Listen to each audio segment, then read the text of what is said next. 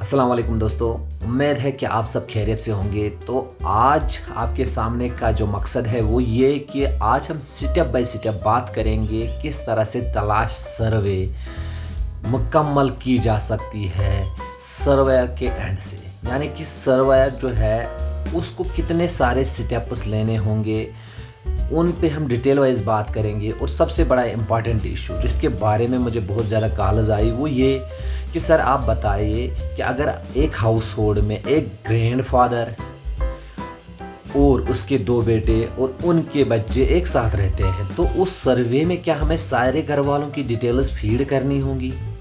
तो किस तरह करेंगे वो सब कुछ, वो चीज़ें आज इस वीडियो में हम क्लियर करेंगे, उन पे बात करेंगे और देखेंगे कि ऐसे घर की सर्वे किस तरह की जा सकती है। यानी कि हाउस होल्ड अगर मोर देन जिसमें दो भाई एक साथ रहते हैं। आई होप दैट कि अगर आपने ये चैनल सब्सक्राइब नहीं की होगी तो आप इस चैनल को सब्सक्राइब करेंगे और अपने दोस्तों के साथ शेयर करेंगे, क्योंकि कल जाकर फील्ड में हमें फिर जो सर्वे करनी होगी उसमें अगर हमें वहाँ पे डाटा एंटर करने में एक गलती होती है तो डेफिनेटली हमारा वहाँ पे ज़्यादा टाइम वेस्ट हो सकता है। और आज के घर वाले आप जानते ही हो उतना फिर कॉपरेट भी नहीं कर सकते हैं। तो हमें शॉर्ट टाइम में उस घर से जो डाटा मिलेगा उसको हमें स्टोर करना होगा अपनी ऐप पे। तो उसके लिए हमारे जो स्टेप्स है हमें पता होना चाहिए किस स्टेप में कौन सी इन्फॉर्मेशन हमें फीड करनी है। तो without wasting now much more time of yours I will move towards the steps that a surveyor has to take while going for survey in the field। तो चलते हैं वीडियो की ओर। तो जैसा आप ये मेरा मोबाइल स्क्रीन देख सकते हैं, तो सबसे पहले एज अ सर्वेयर आपको अपनी तलाश ऐप ओपन करनी है।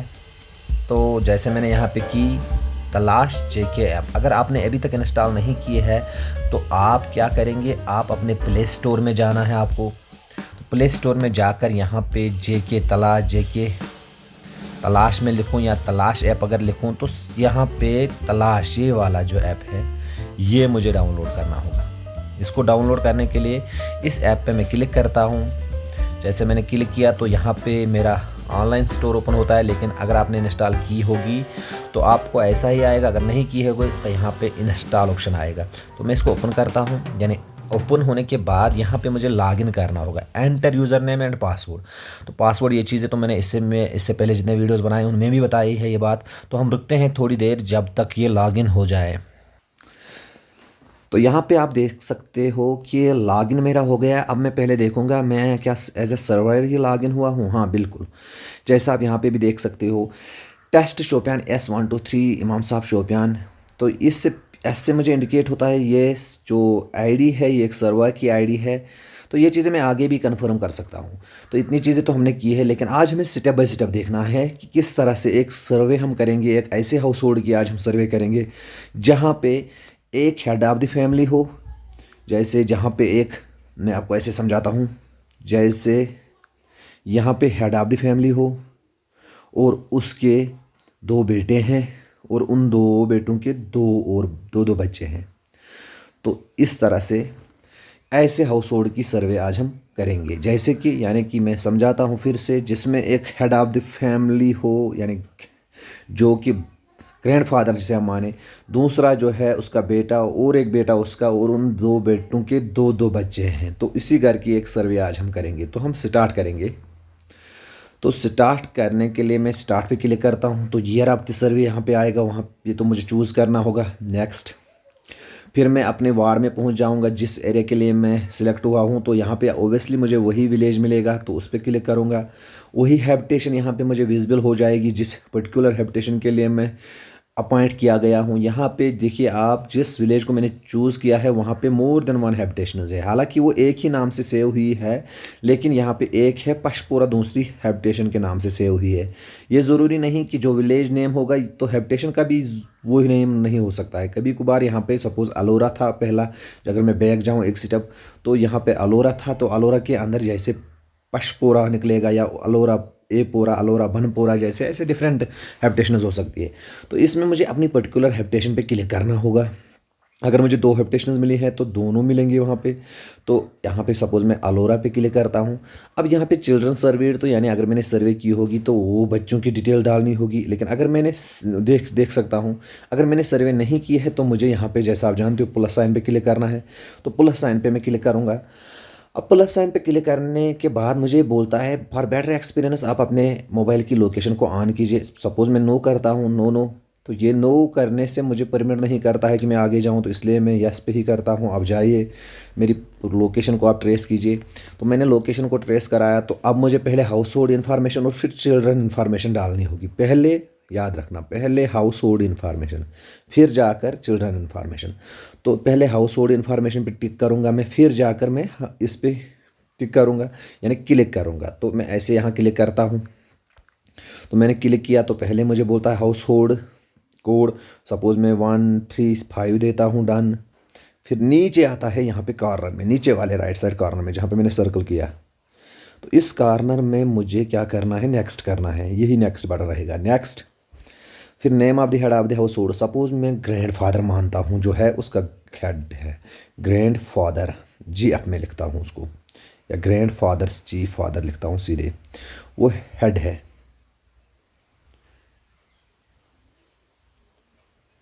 ग्रैंडफादर मैंने एक साथ लिखा, तो ये हेड मैंने माना। फिर नेक्स्ट, मोबाइल नंबर उसका ये देना होगा वहाँ पे। हालांकि अल्टरनेट में अभी इस वक्त मैं स्किप नहीं करूँगा, मैं ये भी दूँगा यहाँ पे। तो इसलिए मैं आगे जाता हूँ क्योंकि आज हम स्टेप वाइज बात कर रहे हैं। तो इस हाउस होल्ड का जो हेड है उसका जेंडर मेल है, जो ग्रैंडफादर मैंने माना। तो उसका मैरिटल स्टेटस जो मैं आज लेता हूँ, सपोज़ कि मैं उसे मानता हूँ विडोड है, इसके साथ उसकी बीवी नहीं है। तो नेक्स्ट ये याद रखना, मैंने यहाँ पे माना कि वो अलोन है, ग्रैंडफादर फ़िलहाल अलोन है। अब रिलीजन में उसका आज हिंदू मानता हूँ, नेक्स्ट। फिर सोशल कैटेगरी में भी इसको आज मैं ओबीसी मानता हूँ, नेक्स्ट। फिर मैन ऑक्यूपेशन में मैं उसका कल्टिवेटर नहीं, आज मैं उसको एन ये इसमें लेता हूँ, सेल्फ एम्प्लॉयड में लेता हूँ, next. Whether family is included in BPL, yes में लेता हूँ आज बीपीएल में। Number of family members, age group who usually live in this family, ये वाला कॉलम आपको समझना है। देखिए ये वो पहला कॉलम है जहाँ पे मुझे सारे हाउस होल्ड की इन्फॉर्मेशन डालनी होगी। तो मैंने ऐसी फैमिली चूज़ की है जिसमें एक ग्रैंडफादर है, ये मैं यहाँ पे ग्रैंडफादर मानता हूँ। उसके 2 बेटे हैं, 1 2। तो उन 2 बच्चों के 2 और बच्चे हैं, यानी 2 बेटे, अब उनके 2। लेकिन और एक बात है यहाँ पे, इसकी एक वाइफ है और इसकी एक वाइफ है। तो मैं मेल वाले ऑप्शन उसको यहाँ पे ऐसे भरता हूँ, ये मेल और ग्रैंडफादर इटसेल्फ मेल है। कितने मेल आ गए, 1 2 3 फिलहाल मेल आ गए। अब इनके बच्चे जो है, इनमें से इसका एक मेल है और इसका एक मेल है, और इसकी एक बेटी है और इसकी एक बेटी है। और ये जो है वाइफ, ये भी तो फीमेल, ये भी फीमेल, ये भी फीमेल, ये भी फीमेल। तो ऐसी फैमिली का अगर हम देखेंगे तो इसमें कितने टोटल जन आ गए, 1 2 3 4 5 6 7 7 8 तो 9, यानी कि 9 जन है ऐसी फैमिली में। तो 9 में से याद रखिएगा, 9 जनों में से मुझे डिटेल डालनी है सारों की कितने लोग हैं। तो मेल कितने हैं वहाँ पे, ये याद रखिए। मेल है यहाँ पे 1 2 3 और 2 5, मेल 5, फीमेल कितनी है 1 2 3 4 हो गए टोटल 9। तो ये इन्फॉर्मेशन मुझे यहाँ पे फीड करनी होगी। मेल कितने आ गए 5 और फीमेल कितनी आ गई 4। तो इसका मैंने यहाँ पे सबमिट किया तो 9 टोटल में आ गया। अगर उससे भी ज़्यादा बेटे उसके होंगे तो इस हिसाब से मेल और फीमेल बनेंगे। यानी मुझे उस घर की सारी डिटेल यहाँ पे कैप्चर करनी है। जो क्वेश्चन ज़्यादा पूछा गया था यही कि अगर कोई बंदे 2 4 भाई एक साथ रहते हैं, उनका दादा भी है, अगर और भी एक बंदा है वो भी उनके साथ, तो मुझे टोटल में काउंट करना है कितने मेल और कितने फीमेल रहते हैं इस घर में। इवन तो अगर वो बच्चा छोटा भी क्यों ना हो, चाहे 2 महीने 3 महीने का है, तो मैं दिखाऊंगा फ़िलहाल कि कितने टोटल में है। तो नेक्स्ट पे मैं मुँहता हूँ, next. Number of children by age, अब एज के हिसाब से मुझे ख्याल रखना है क्योंकि बच्चे मैंने कितने दिखाए, 2 बेटे जो ग्रैंडफादर के हैं उनके 2 बच्चे हैं, यानी 4 टोटल बच्चे हैं। तो 4 में से एक भाई के 2 है, दूसरे के 2 है। तो जिस भाई के 2 है उसमें से उसका एक बड़ा बेटा है और उसका भी एक बड़ा बेटा है, दोनों का समझते हैं। सपोज़ वो जो 2 है उनके 2 बेटे जो है वो बड़े हैं, छोटी जो 2 बेटियां हैं। तो बेटियों की एज हम मानते हैं वो छोटी है, वो समझते हैं 3 to 5 ईयर्स। तो कितनी आ गई, उसका एक, उसकी एक बेटी और उसकी एक बेटी 2। तो 6 से लेकर 10 साल की उम्र के जो बच्चे हैं ये भी याद रखना, वो भी 2 है। तो ये मैं फ़िलहाल समझता हूँ केस में समझ के रखता हूँ कि उसके 2 बच्चे और उसके 2 बच्चे।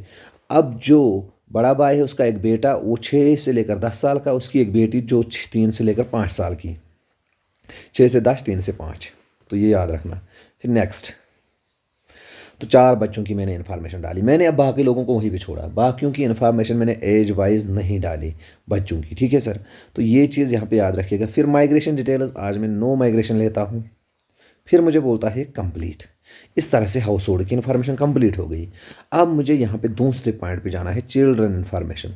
यानी अब मुझे सारे लोगों की इन्फॉर्मेशन नहीं चाहिए, अब मुझे उन 4 बच्चों की इन्फॉर्मेशन चाहिए जिनको मैंने मेंशन किया है यहाँ पे 3 to 5 एज ग्रुप और 6 to 10 एज ग्रुप में। तो 3 to 5 में मैंने कितने मेंशन किए हैं? 2, और 6 to 10 में कितने किए हैं? 2। तो अब मैं ऐड इन्फॉर्मेशन पे जाता हूँ। जैसे हाउस होल्ड करना सेम है यहाँ पे, children, serial number of children वहाँ से मुझे डिपिक्ट हो रहा है। नेम ऑफ चाइल्ड अब मैं लेता हूँ। सपोज़ कोई बच्चा है जिसका बड़े बेटे का पहला बेटा है, उसका नाम है, सपोज़ उसको मैं टी से स्टार्ट करता हूँ। देन नेक्स्ट, फादर, उसके फादर का नाम, सपोज़ बड़ी भाई का मैं जो ग्रैंड फादर का बेटा है उसका बड़ा बेटा जो है इसको ए में नाम रखता हूँ। यहाँ ए, फादर का नाम ए आएगा, मदर का नाम आएगा सपोज़ जेड। डन। तो मदर नेम, फादर नेम भी हमने दिया इस बच्चे का। फिर उसका आधार क्या रेडी है? Aadhaar is available but not ready to show. ये चीज़ देखने के लिए मुझे यहाँ पे स्टेप वाइज जब जाते हैं तो ये भी दिखाएंगे। तो यहाँ पे जो ये बटन है इस पर हम क्लिक करेंगे तो यहाँ से निकलेगा Aadhaar is available but not ready to show, register for Aadhaar but card is not available, not register for Aadhaar. अगर मैं देखूँगा आधार है लेकिन दिखाना नहीं चाहता है। नेक्स्ट, और डेट ऑफ बर्थ, देखिए मैंने बेटे की बात की, मैंने पहले ही कहा था मैं उस घर में हूँ जो मैंने इमेजिन किया है, उसका जो बड़ा बेटा है उसका भी बेटा जो बड़ा ही है, तो उसको मैंने 6 से लेकर 10 साल की उम्र में लिया है। तो डेट ऑफ बर्थ उस हिसाब से होगा, 10 साल की उम्र आनी चाहिए, 6 से लेकर 10 साल। तो मैं 15-16 लूँ, 2014, तो 7 साल की उम्र आती है इसकी। तो किस तरह से मैंने डेट ऑफ बर्थ वहाँ से लिया? टेंटेटिव डेट लिया, या कभी कभार अगर उन्होंने मुझे डॉक्यूमेंट दिखाया तो marksheet, any other document, birth certificate, जो वो दिखाएंगे वो इसी तरह मैं टेंटेटिव लेता हूँ। नेक्स्ट, तो 7 साल का ये बच्चा जो मैंने लिया उसका जेंडर क्या है? मेल। तो मेल पे ही टिक करूँगा क्योंकि फ़िलहाल मैं समझता हूँ मेल वाला जो बड़ा है। मैरिटल स्टेटस तो विजिबल नहीं होगा क्योंकि बच्चे की उम्र कम है। हाँ, अगर यहाँ पे बच्चे की उम्र 10 साल से ज़्यादा होगी तो ये वाला जो है ये भी हमें यहाँ पे हाईलाइट होता है, फिर हमें दिखाना पड़ता है ये मैरिड नहीं है, या कभी कभार ऐसा भी होता है 12-14 साल का बच्चा मैरिड भी हो सकता है। तो फिलहाल next, does the child have disability? No, मैं मानता हूँ इस बच्चे की कोई डिसेबिलिटी नहीं। अगर मैं येस लिखूँगा तो देखिए कितनी डिसेबिलिटीज़ है, तो इतनी। चलो सपोज़ आज मैं डिसेबिलिटी में ही पहला ही बच्चा लेता हूँ, सपोज़ इसमें जो लोकोमोटर डिसेबिलिटीज़ है। नेक्स्ट, तो किस में डिफ़िकल्टी आ रही है? सीइंग में, हेयरिंग में, या वॉकिंग में? तो वॉकिंग में आ रही है, यस डिफ़िकल्टी है उसमें, तो बाकी में तो नो लिखूँगा। Is the child engaged in work? क्या ये काम करता है? No. Currently enrolled in AWC? क्या ये किसी स्कूल पे एनरोल है, या प्री स्कूल में एनरोल है, या किसी और इंस्टीट्यूट में? प्री स्कूल में। अगर मैं दूँ यहाँ पे तो मैं यहाँ पे दिखाऊंगा सपोज़ ये बच्चा जो है ये नेवर एनरोल्ड में दिखाऊंगा। Next, does the child travel outside? तो does the child travel outside the village locality to school? ये वाला ऑप्शन तो हाईलाइट नहीं होगा क्योंकि मैंने बच्चे को दिखाया है ये नेवर एनरोल्ड है, तो इसमें ये मैं सिलेक्ट नहीं कर सकता हूँ वो कहीं दूर जाता है लोकेलिटी से स्कूल अटेंड करने के लिए। नेक्स्ट, तो चाइल्ड स्टेटस में दिखा सकता हूँ वो कहीं पे चाइल्ड लेबर में मत आता है, अर्बन डिप्राइव्ड चाइल्ड में मत आता है, या चिल्ड्रन वर्किंग इन होटल्स मत है, चिल्ड्रन इन ब्रिकलन सेंटर्स में मत है। तो यहाँ पे फ़िलहाल मैं नन चुनता हूँ। Whether child is drop out और अटेंडिंग स्कूल और not attending school due to COVID impact? क्या कोविड की वजह से वो अटेंड तो नहीं करता है? यानी मैं यहाँ पे दूंगा नहीं, ऐसी बात नहीं, एक्चुअली वो स्कूल में एडमिट ही नहीं किया गया है। Strategy for main streaming of out of school children? मेरे पास कौन सी स्ट्रेटजी है? सीजनल माइग्रेटरी स्कूल में मैं डाल सकता हूँ, या फार्मल स्कूल में, या स्पेशल ट्रेनिंग सेंटर्स में डाल सकता हूँ, या ओपन स्कूल में, या चिल्ड्रन विथ स्पेशल नीड्स? ये तो सूट रहेगा, children with special needs enrolled in home based education, वहाँ पे इसका मैं सूट करता हूँ। ड्यूरेशन ऑफ कोर्स तो यहाँ पे हाईलाइट नहीं है क्योंकि अब ये मैं नहीं भरूँगा। Next complete. अब इस तरह से पहला बच्चा मैंने भरा। देखिए यहाँ पे समझना है, जब मैंने पहले बच्चे की इन्फॉर्मेशन भरी तो यहाँ पे सबमिट बटन अभी हाईलाइट नहीं हुआ। क्यों? क्योंकि मुझे 9 लोगों की इन्फॉर्मेशन नहीं चाहिए। मुझे यहाँ पे कम अज़ कम कितने लोगों की इन्फॉर्मेशन भरनी होगी? 4 बच्चे जो मैंने दिखाए हैं एज ग्रुप के हिसाब से, तो इनकी इन्फॉर्मेशन डालनी होगी मुझे यहाँ पे, तब जाकर ये हाईलाइट होगा। तो मैं यहाँ पे अब दूसरे बच्चे की, इसी पेरेंट के दूसरे बच्चे की, देखिए पेरेंट का नाम, चाइल्ड का नाम, तो दूसरे बच्चे का नाम मैं जे लिखता हूँ। डन। नेक्स्ट फादर का नाम तो वहाँ से ही आया, ए जो बच्चा है, जो ग्रैंडफादर का ए वाला बेटा है, उसकी डिटेल्स फीड कर रहा हूँ, ए वहाँ से ही आया। मदर, उसका मैंने ज़ड रखा था तो वो भी वहाँ से आया। Aadhaar is available but not ready to show. Next. अब बर्थ क्या लेना है, क्योंकि ये बेटी है। ये जो दूसरा बच्चा मैंने बड़े भाई का समझा था वो बेटी है, उसको मैंने 3 से लेकर 5 साल में रखा था, तो मैं 2018 पे सिलेक्ट करता हूँ बजाय इसकी 17 पे ही। 4 साल की उम्र में उसके लिए रखता हूँ। नो डॉक्यूमेंट, तो उनके पास डॉक्यूमेंट नहीं था। नेक्स्ट। तो उसका जेंडर क्या लिखूंगा? फीमेल, क्योंकि अब अगर ये मैं यहाँ पे ही मेल लिखूंगा तो 2 बच्चे तो अभी तो एक्सेप्ट होगा, लेकिन जब आगे मैं दूसरे पेरेंट्स की डिटेल्स डालूंगा तो वहाँ पे मेल फीमेल काउंट में हाउस होल्ड इन्फॉर्मेशन से मिसमैच होगा, तो डाटा सबमिट नहीं होगा। तो यहाँ पे मुझे इस बच्चे को, बड़े बेटे की जो दूसरी बच्ची है, तो फीमेल ही लिखना होगा। नेक्स्ट। मैरिटल स्टेटस यहाँ पे विजिबल नहीं होगा, उम्र कम है। Does the child have disability? No, इस वाले को मैं नहीं मानता हूँ डिसेबिलिटी है, ये छोटी बच्ची है। नो डिफिकल्टी एट ऑल, इनमें सारों में है। तो is the child engage in work? No, ये वर्क में भी नहीं है। तो ये कहाँ पे एनरोल है? प्री स्कूल में। सपोज किसमें? प्री क्लास में, प्री स्कूलिंग में ये एनरोल है। 4 साल की उम्र की है। नेक्स्ट। तो does the child travel outside the school? No, ये ट्रैवल नहीं करती, उसके गाँव में ही है। यस, अगर ट्रैवल करती है, दूर कहीं है तो 1 किलोमीटर सपोज। डन। नेक्स्ट।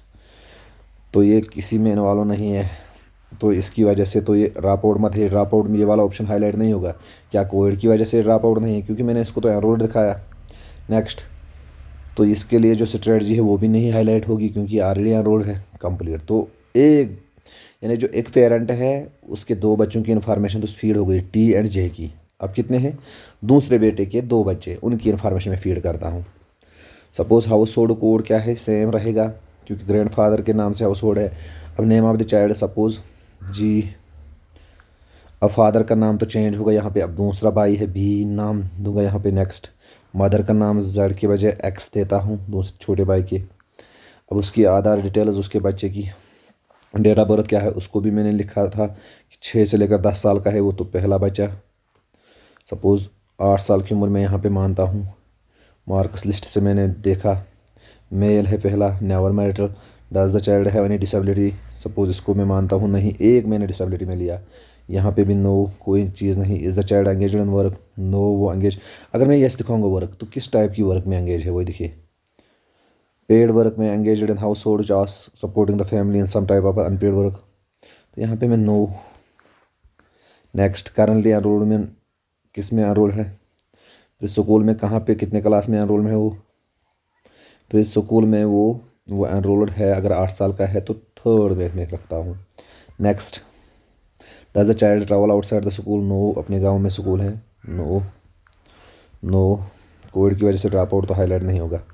तो 2-3 बच्चों की हो गई। अब आखिरी बच्चा, छोटे भाई की छोटी लड़की। नेक्स्ट। चाइल्ड का नाम सपोज स्मॉल एस में रखता हूँ इस वाली का। नेक्स्ट। फादर्स नेम क्या है उसका? बी, ये तो हाईलाइट आ गया। Mother's name X. Aadhaar available? Yes. इसकी उम्र क्या है? ये 3 से 5 साल में मुझे लानी है, तो 17 सर्टिफिकेट से या एनी अदर डॉक्यूमेंट। नेक्स्ट। ये वाला जेंडर क्या है? फीमेल। ये सोच समझ कर देना है, क्योंकि ये छोटी बेटी है तो फीमेल ही होना चाहिए। Next. Marital status never married, तो खुद हाईलाइट होगा। Does the child have disability? No. Identify? No, इसमें नहीं है। Is the child engage in work? No. Currently enrolled है वो? हाँ, एनरोल्ड है वो। तो प्राइमरी वो क्लास किस में? फिर स्कूल में है वो enrol. Next. Does the child travel outside the school? No, अपने गांव में ही है। नन। तो ये सारे ऑप्शंस बाकी हाईलाइट नहीं होंगी। तो इसके बाद आप देखिए, अब जाकर 4 बच्चों की ही मैंने इन्फॉर्मेशन सबमिट की, जो मेन क्वेश्चन था। 4 बच्चों की इन्फॉर्मेशन सबमिट की, यानी बाकी फैमिली मेम्बर्स की इन्फॉर्मेशन मुझे सबमिट नहीं करनी है 1 बाय 1, बट उनका टोटल लिखना है। तो 4 बच्चों की इन्फॉर्मेशन सबमिट करने के बाद, यानी इसमें वो बच्चे भी आ गए जो आउट ऑफ स्कूल नहीं थे, जो स्कूल जा रहे थे, उनका भी मैंने भरा, और जो एक CWSN था वो भी भरा मैंने, 3 यानी वो भरे, एक वो भरा। तो कुल मिलाकर बच्चों की सारी इन्फॉर्मेशन हमें कैप्चर करनी है, बट के बड़ों की नहीं। तो यहाँ पे सबमिट हाईलाइट होगा। अब मैं सबमिट करके इस सर्वे को सेव कर सकता हूँ। तो मैं सबमिट पे क्लिक करूँगा, submit. Thank you, your data has been submitted successfully. तो इस तरह से मेरी सर्वे मुकम्मल हो गई। तो अब जो बाकी का काम रहा वो प्लानर्स का काम, तो इस पर भी हम एक स्टेप बाय स्टेप वीडियो बनाएंगे। तो आई होप दैट कि आप इस वीडियो को अपने फ्रेंड्स के साथ शेयर करोगे और इस चैनल को भी सब्सक्राइब करोगे अगर आपने अभी तक नहीं की है। शुक्रिया इस वीडियो को देखने के लिए।